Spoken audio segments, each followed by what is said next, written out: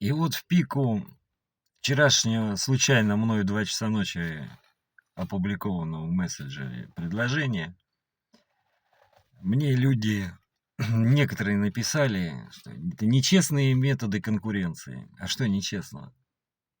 Я предлагаю людям деньги за конкретную рекомендацию нас как посредников в продаже или покупке у них недвижимости. Я не предлагаю скидки, я не предлагаю какие-то там дополнительные условия. Все просто и четко. Ты даешь мой телефон человеку, пишешь мне, что ты дал Васе Пупкину мой телефон. Вася Пупкин ко мне приходит, мы с ним заключаем договор, и ты получаешь свои 10 тысяч вознаграждения на карту или наличкой, как тебе будет удобно. Стандартная схема. Занимайтесь.